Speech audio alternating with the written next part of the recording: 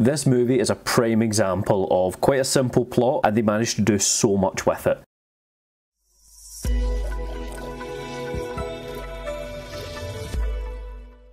Just before getting into it, if you are new here, I like to cover off those movies that seem to get a little bit less talked about and less covered, and really just find some hidden gems for myself to enjoy and maybe recommend to you guys. So if you are new, please do hit subscribe. It lets me know that you're enjoying this content. But that being said, on with the review. Night Ride. So Night Ride hooked me with the description alone because it's a one-shot movie, and I'm a sucker for one-shot movies. I think they're very stylistic, especially when they're done well, and I am so happy to say that this movie far went above any expectations I had. The plot of this movie, as I'd said, is really simplistic. We're following Budge for the entire movie, and I mean literally following him. It's set in real time, he's trying to get out of the drug game to go legit, and he has one last deal to make. The footage that will probably be shown throughout this video will look quite boring, I fully admit, because most of the movie is him behind the wheel of his car. However, when you're watching the movie and the dialogue in these scenes carries you through, it is not boring. You are just in suspense for the entirety of it. So there's a few steps to this deal. Budge has to go and get the money from somebody called Joe the Nut. With that money, go and buy a whole load of drugs, and then with those drugs,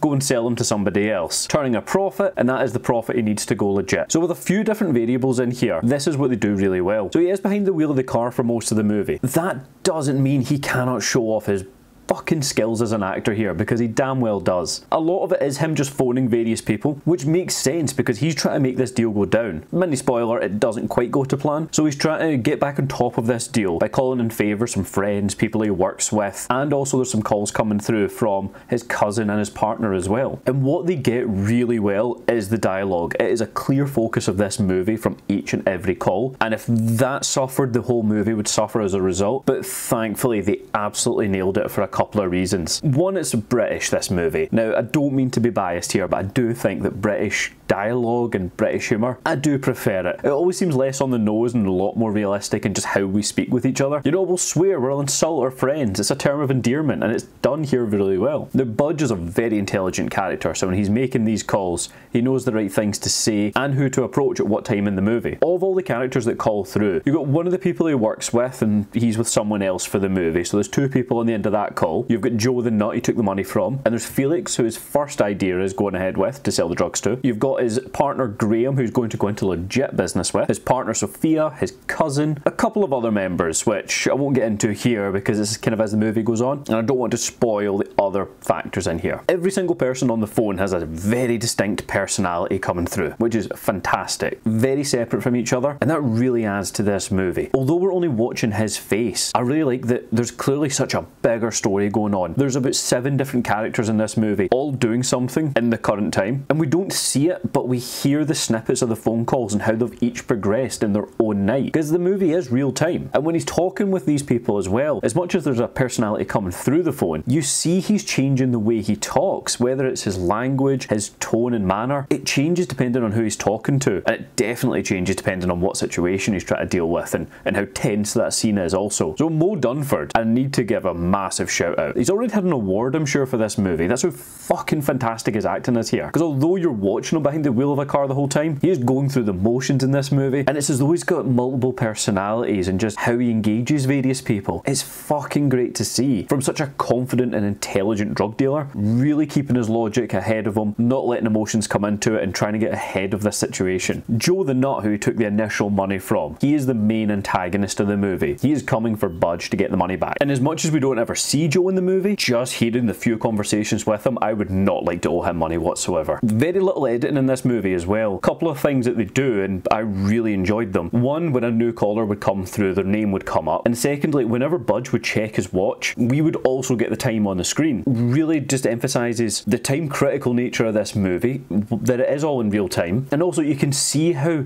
much or how little he's checking his watch, depending on how confident he is that it's going to plan, or how worried he is that he's not going to make it to the cut-off time. His cousin and his partner, when they phone through, his partner's a little more involved in the situation and knows about his drug dealing affairs, whereas cousin doesn't for the most part. She certainly doesn't know what's happening tonight, so she's almost like the moral anchor for him. From the cousin all the way up to Joe the Nut, he's got such a wide range of things to keep on top of and people to please. There's not even music in the movie until 50 minutes in. I took a note of it, and that's only when it comes on the radio as well. So it is just him having conversations. His partners that he works with are just fucking idiots, or idiots as they're called, and they really are. His partner Graham is obviously wanting to go legit with him as of tomorrow morning in the movie, and whilst he wants to keep his distance from Budge's current affairs, he also wants to make sure that his business gets up and running because he's got some money invested in it. The calls that he's having with people get heavier as the movie progresses, and again, it's just that touching base with everybody. We're watching what's happening with Budge, but we're only hearing intermittently what's happening in these other people's nights. So almost towards the end of the movie, they actually get any music coming over it, and when it does, because it's not been used throughout the whole film, it really hits you and really sets the tone well. I was even counting throughout the film, and I only managed to count 6 times that the movie possibly cut in. Now, I might be right, I might be wrong, I'm not sure. If there are more, they've hidden them very impressively. And even those 6 don't detract from the movie, I was just keeping a wee note for myself to see if I could try and catch all the cuts. And even when I marked down the 6, great scenes. They were really good. It was just showing a little bit more outside the car. So whilst the majority of the movie is him in his car and calling various people, the wrap up to this movie is fantastic. I was worried that the whole film has been executed really well, and I cannot imagine the planning that's gone into this. The acting has been phenomenal, both from Budge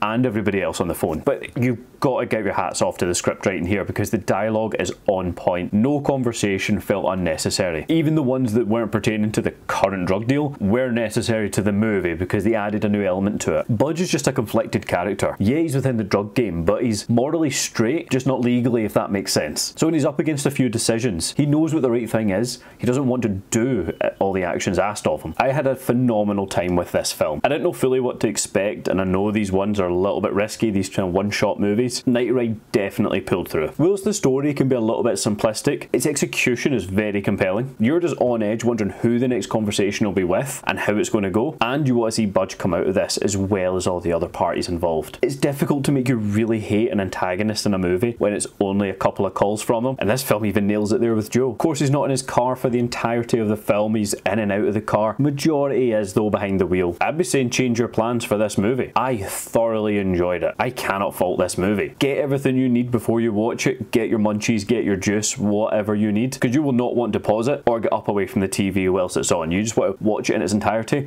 and that's definitely the way it should be watched because it's so time critical. And one of the best performances I've seen in a long time, especially when you've got somebody who obviously has so much more to contend with within the long shots and a lot of dialogue he'll have to go through in these moments. And the main here just blew me away. So look, have you seen Night Ride? Do we agree or disagree? Please do let me know. And if you want to see more like this, please do consider hitting subscribe. Let me know you're enjoying this type of content, and I post new videos every Friday to try and give you something to watch for the weekend, or possibly something to avoid. But look, that's all from me. Thank you so much for watching.